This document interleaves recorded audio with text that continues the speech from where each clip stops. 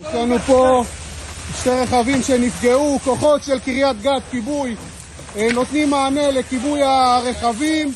יש לנו פה פגיעה בבית כנסת, פגיעה בבתי קרקע, כוחות של קב"א קריית גת נותנים מענה לכיבוי עכשיו של שתי רכבים בוערים ככל הנראה כתוצאה מרסס.